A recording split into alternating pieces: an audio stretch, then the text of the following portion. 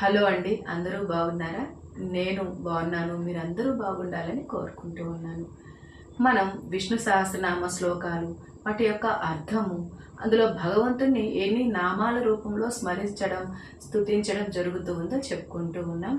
అదేవిధంగా సహస్రనామాలన్నీ పారాయణం చేయడం కష్టంగా ఉన్నవారు, అంటే వారి యొక్క వృత్తిరీత్యా కుటుంబ పరిస్థితుల దృష్ట్యా అన్నీ పఠించలేని వారు పెద్దల వాక్కుగా కొన్ని శ్లోకాలనైనా వారి యొక్క జన్మ నక్షత్రాన్ని బట్టి పఠించడం ఉత్తమం అని చెప్పబడుతూ ఉంది.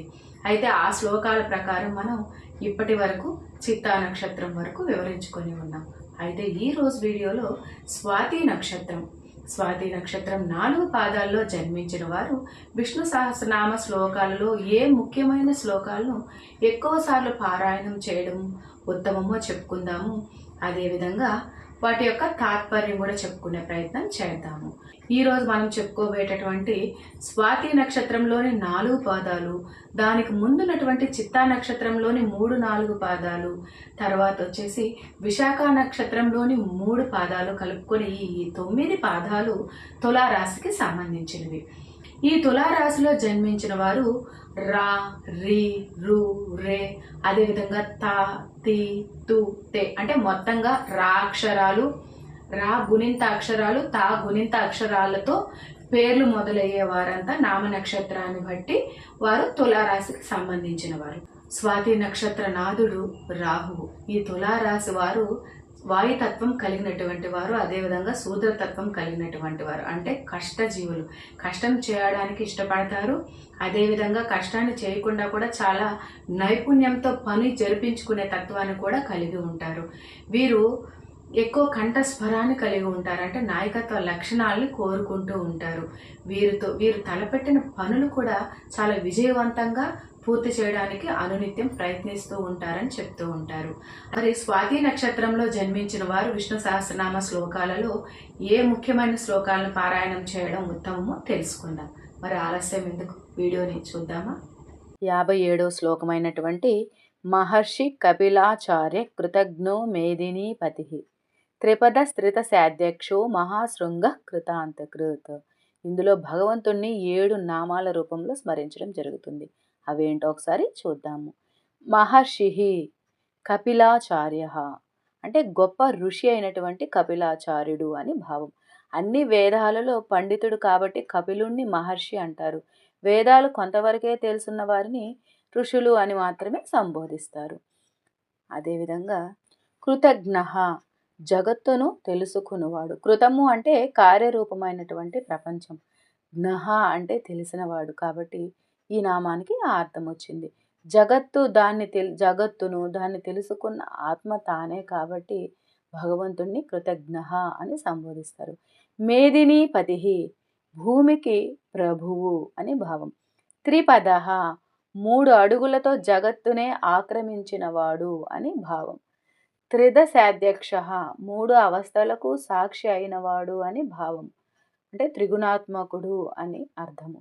మహాశృంగ మత్స్యావతారమున చాలా పెద్దదైన శృంగము కలవాడు. అంటే శృంగము అంటే కొమ్ము అని భావం. ఆయన ప్రళయకాలపు మహాసముద్రంలో తన మహాశృంగానికి నావను కట్టి క్రీడించాడు అని భావం. కృతాంత కృత్ జగత్తును అంతం చేయువాడు అనగా మృత్యువును ఛేదించేవాడు అని భావం.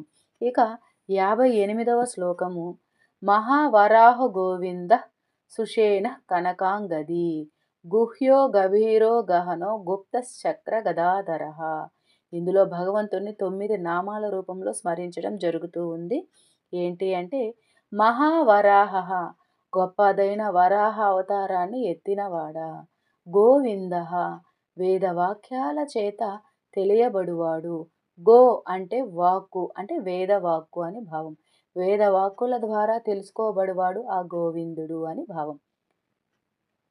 సుషేణ గొప్ప సేనలు గలవాడు. కనకాంగది బంగారు భుజకీర్తులు గలవాడు. గుహ్య హృదయ గుహలో వసించువాడు అని భావం. కబీర జ్ఞాన ఐశ్వర్య బల వీర్యాది లక్షణాలచే గంభీరుడు. గహన సులభ సాధ్యం కానివాడు. గుప్త అవాజాస్మన గోచరుడు, మాటలకు మనసుకు అతీతుడైన వాడు అని భావం. చక్ర గదాధరః, చక్రాన్ని గదను ధరించినవాడు అని అర్థము. అదేవిధంగా 59వ శ్లోకమైనటువంటి వేదాస్వాంగో జితకృష్ణో దృఢ సంఘర్షణోచ్యుతః వరుణో వారుణో వృక్ష పుష్కరాక్షో మహామనాః. ఇందులో భగవంతుని నామాలు 11 ఉన్నాయి. వాటిని ఎలా స్మరించి ఉన్నారో తెలుసుకుందాము.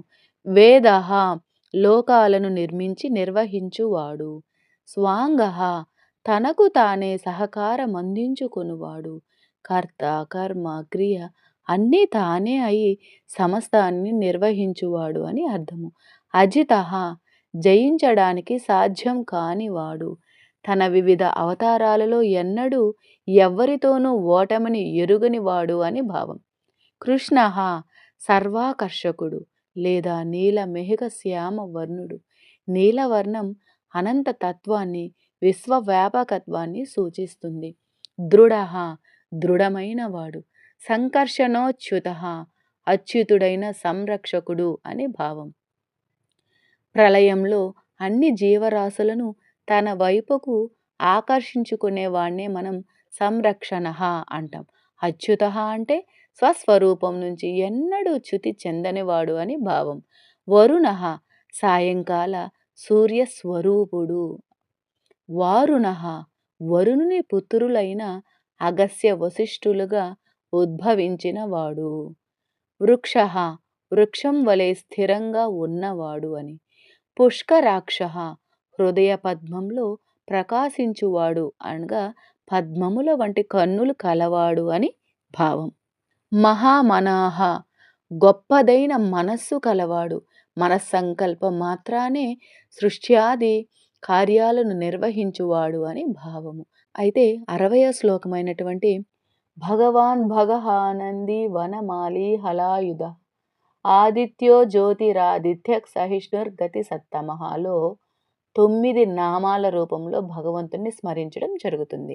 ఆ నామాల అర్థం తెలుసుకుందాము. భగవాన్, షడైశ్వర్య సంపన్నుడు, సమగ్రమైన ఐశ్వర్యం, పరాక్రమం, కీర్తి, శ్రీ, జ్ఞానం, వైరాగ్యం అనే 6ంటికి భగము అని వ్యవహరిస్తారు. అట్టి భగము కలవాడు కాబట్టే ఆయన్ని భగవంతుడు అంటాము.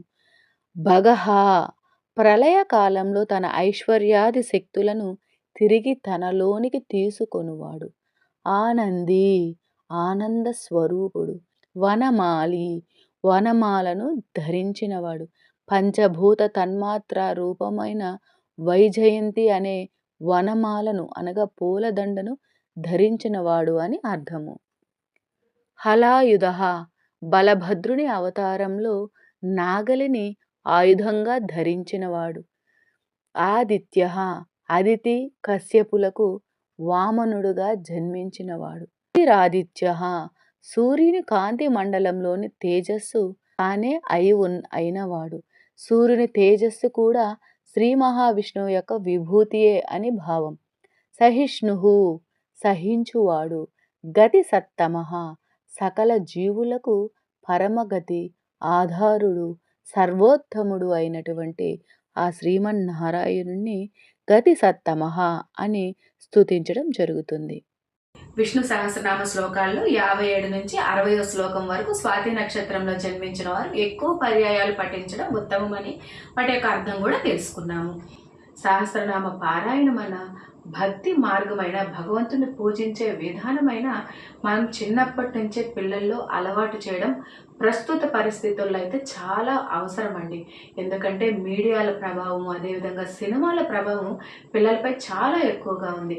ఇంట్లో తల్లిదండ్రులను గౌరవించడం, అవ్వాతాతల్ని గౌరవించడం కానీ, పాఠశాలలో ఉపాధ్యాయులకు విలువ ఇవ్వడం కానీ, తన చుట్టూ ఉన్న స్నేహితులతో వాళ్ళు వ్యవహరించే విధానము వాళ్ళపై ఎక్కువగా సినిమాల ప్రభావమే కనిపిస్తూ ఉందండి.